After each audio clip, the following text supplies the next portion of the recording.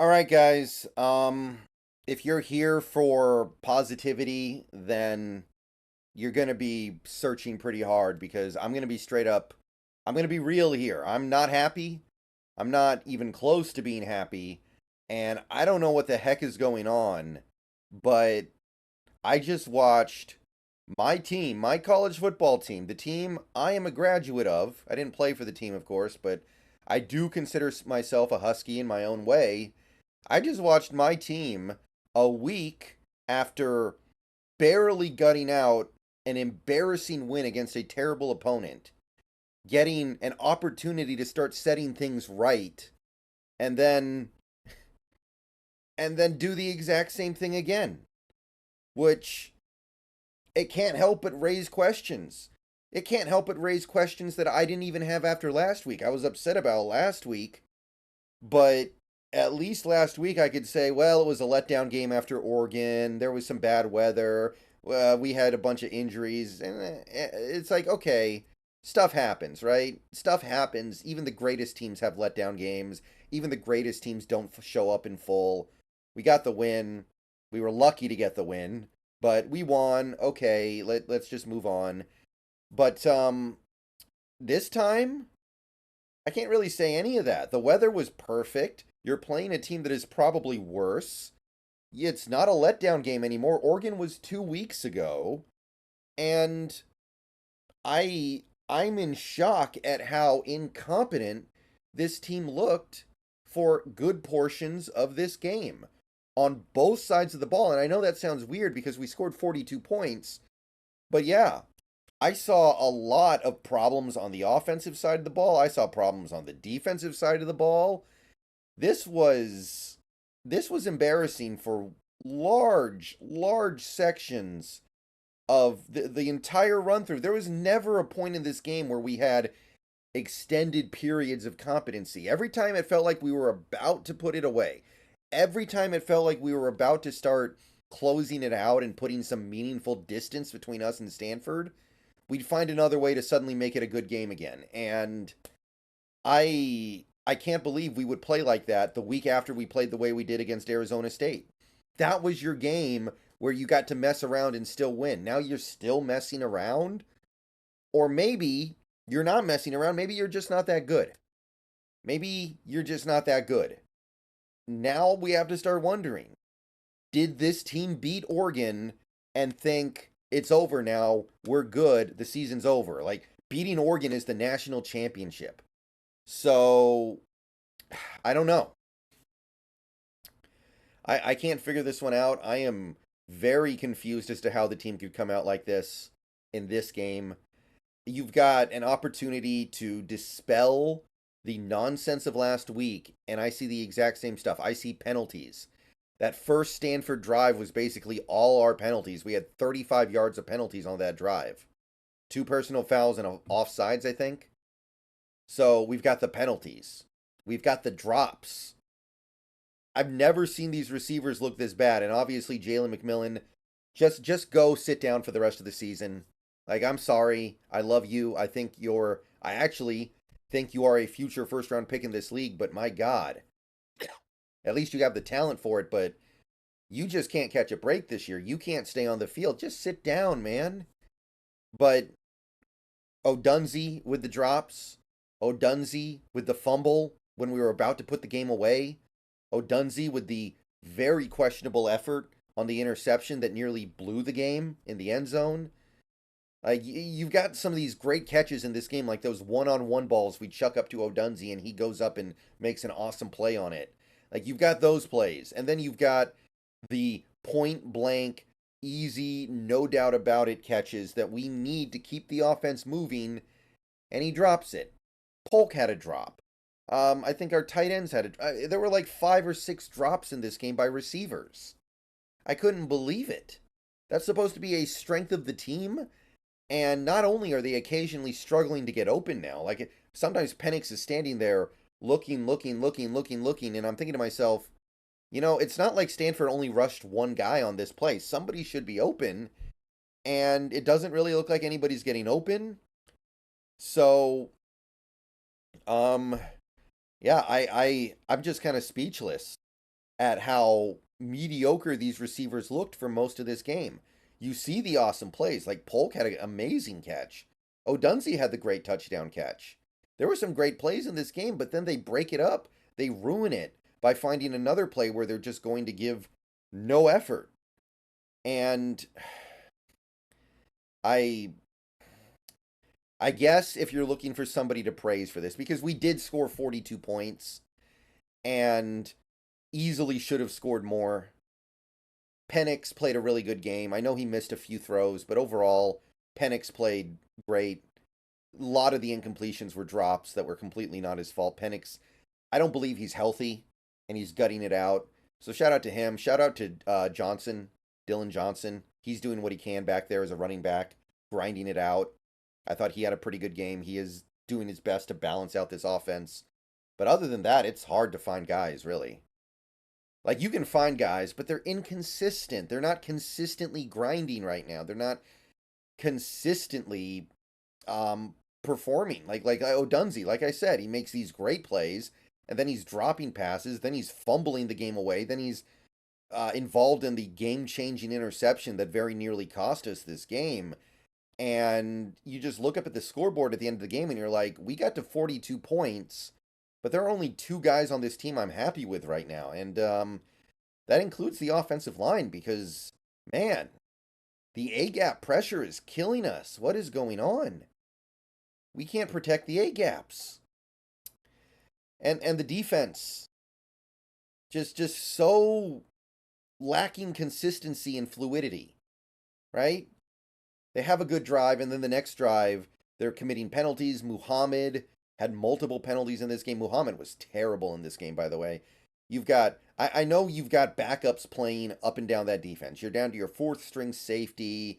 You're down to some reserve players on your defensive line. I understand that, and you see the effect of that on some of these plays. You're getting blown off the ball.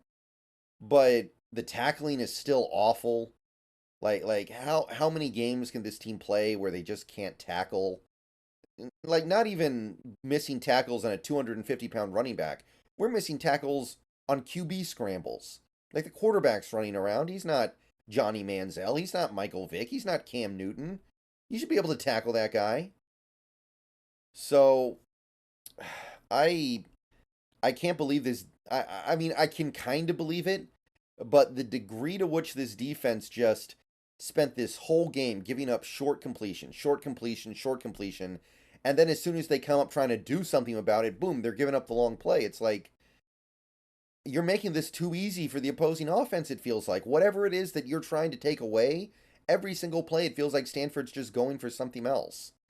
And they did do a pretty good job in short yardage tonight, I guess. That was like their one saving grace, but that was a pretty pathetic effort by the defense overall. I thought there was an opportunity to get so many sacks that we just blew because we can't tackle. Muhammad, like I said, was awful. A lot of big plays given up, a lot of short plays given up as well. Like we gave up everything underneath and then over the top, so nothing really got taken away effectively.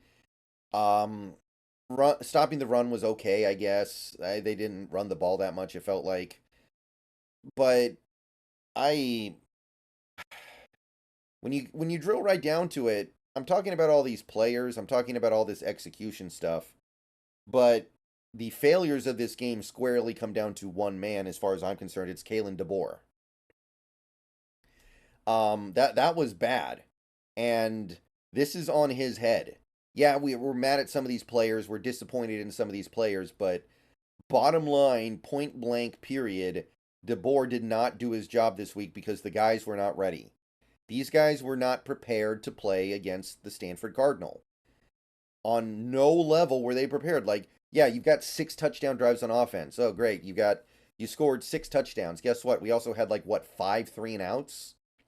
So you had almost as many 3-and-outs as touchdowns. Fortunately, you ended up having a lot of 3-and-outs, so that at the very least gave you that gave you enough touchdowns to win. But there's no fluidity on this offense. What's going on with the play calling? What's going on with the decision making on this on this coaching staff? Like there's so much stuff that is going wrong right now. It really feels like the guys aren't putting in full effort, a lot of sloppiness, and it comes back to this coach. You got to get the guys ready, especially after last week. Last week needed to be the wake up call, and clearly it wasn't. That tells me you didn't do enough during this week to drill the importance of bringing your A game. Like, I don't think Washington's going to drop in the rankings this week because Oklahoma lost, and I think one or two other of the top 10 teams lost, but we probably should. We have played awful for 2 games in a row now and been bailed out. Arizona State bailed us out with a miserable pick six, where all they had to do was do literally anything other than turn the ball over, and I think they win. And then Stanford bailed us out by nailing the perfect trick play that probably should have won the game, and the receiver just dropping it. Like, I can't give our team any real credit for either of those two things happening. So this is not good. This is not good enough. This is not okay. I'm not good with it. I'm not going to sit here and try to say a win is a win. I mean, I'll give it up to the people who deserve it. I do think Penix played a good game. I think Dylan Johnson did what he could. There were some good plays made by this offense in general, but this does not look like a playoff team. This does not look like a Pac-12 winning team. This looks like a paper tiger team. And maybe they'll wake up for the harder games against teams like USC and Utah and Oregon State, but last week needed to be the wake-up call, like I said.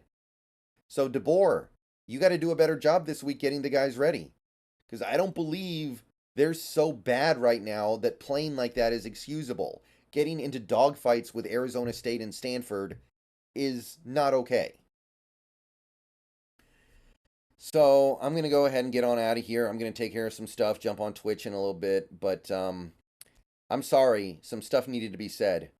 What went down in this game was really disappointing.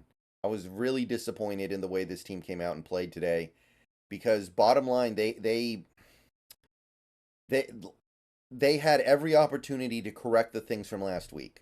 Last week was the game that wakes you up and lets you know we got to start taking this a little more seriously. We cannot let this season end because of this crap. If somebody's going to end our season, at least let it be a good team, a real team. And instead, now I'm looking at it wondering, are we going to win again this year? Every team we play the rest of the way is significantly better than these two squads. So, if they do wake up next week, great. But as of right now, I have to question it. I'm not going to believe it until I see it. Because the way we played today, USC will kick our ass. Oregon State will kick our ass. Utah will kick our ass. So, I'll believe it when I see it. Bottom line.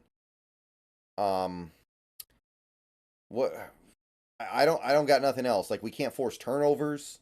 Like, we forced one turnover in the last 2 games against 2 bad offenses. It was a big turnover, granted, but why can't we force turnovers? What's going on here? We can't finish on these sacks.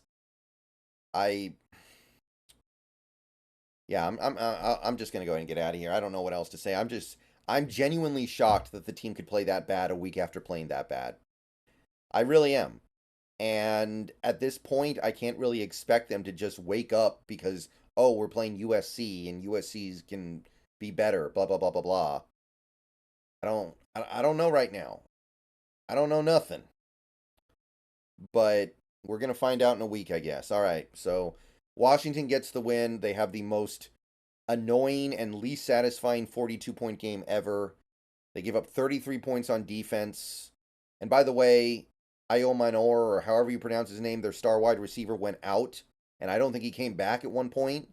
So they didn't even have their top wide receiver for some of that. It's not okay. All right.